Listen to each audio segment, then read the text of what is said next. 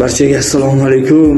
Aziz futbol muxlislari, bugun sizlar bilan Italiya seriyasi jamoasi Inter haqida gaplashmoqchimiz va bir mavzuni ko'tarmoqchiman. Bu yil Inter treble qayd qila oladimi?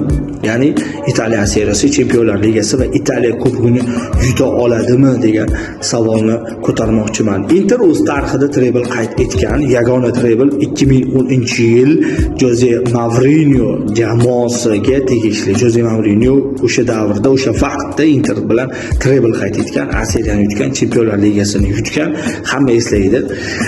Finalda Bavariyani yutgan edi va Italiya Kubogini yutgan. Xullas, bu mavsum Inter treble qayd qila oladimi degan savolni men bermoqchiman. Simeone Inzaghining intervyularida biz ko'rdik, mana shunday ishora qilib chiqdi, ya'ni bu treblga ishora deyiladi. Biz ya'ni 3 ta kubokni bu mavsum yutamiz degani. Xo'p, A seriyada hozircha Inter birinchi o'ringa ketyapti.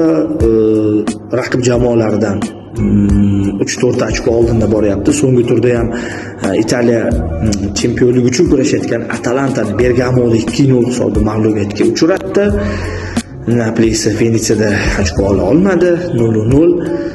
Xo'p, Chempionlar Ligasida biz ko'ryapmiz, Bavariya bilan tushgan 8-aprel sanasida u bahs bo'lib o'tadi. Myunxenga safar qiladi Inter jamoasi.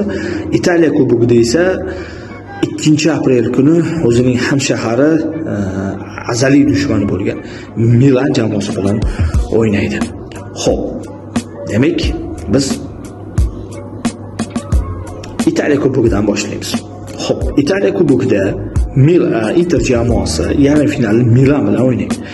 Biz bu yil ko'rdikki, Italiya Super Kubogida Milan Interni comeback asosida so'nggi daqiqalarda yutib, kubokni Interdan yulib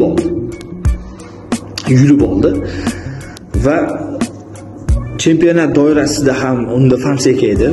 Milan bosh murabbiy 1-2 hisobida g'alaba qozondi va Cassano kelgandan keyin chempionat doirasida 1-1 qayd etdi va Inter uchala uchrashuvda ham Milanni mag'lubiyatga uchrata olmadi. Bu esa 4-tur, 4-o'yin bo'ladi va navbatda 5-o'yin, ya'ni javob uchrashuvi ham bor aprel so'nggi kunlarida.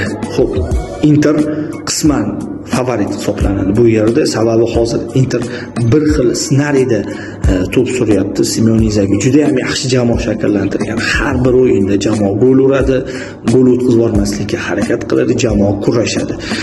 Hozircha qaysi jamoa finalga chiqadi deya olmaymiz, sababi Milan ham hozircha ishlar sekin, astalik bilan o'ziga kelayotgan, ya'ni 2 turni comeback qilib yutdi. Interni ham yutib qo'yishi mumkin, ya'ni euforiyaga berildi. 2-aprelda bunga guvoh bo'lamiz. Va ikkinchi savolga javob, ya'ni A seriyada. A seriyada Napoli va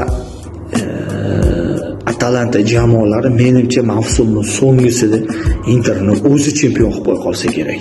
Sababi shunday bir vaziyatlar bo'ldi. Napoli 6-7 kerak bo'lsa 10 ochko o'tib ketadigan joyda ham ochko ola olmadi. Durang qayd etdi, g'alaba qozona olmadi. So'nggi turda ham mana Venetsiya mehmoni bo'lgan Napoli 0-0 o'ynadi.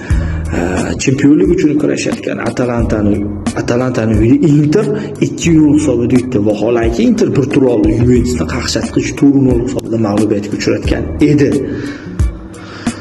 Agar menimcha Napoli bilan Atalanta jamoasi o'zi chempion qilib qo'ya qolsa kerak deb o'ylayapman.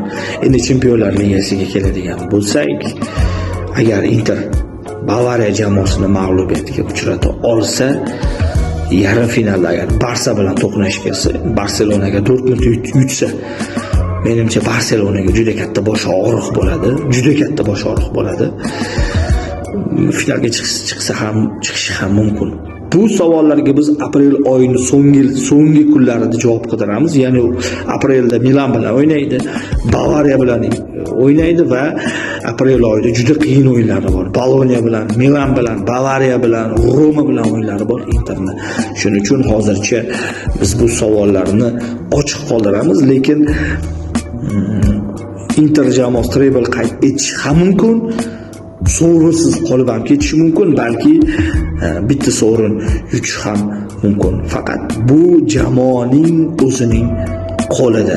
Hozircha shu haqida gapirmoqchi edim. Yana nasib qilsa Inter haqida bir suhbatlashamiz. Salomat bo'linglar.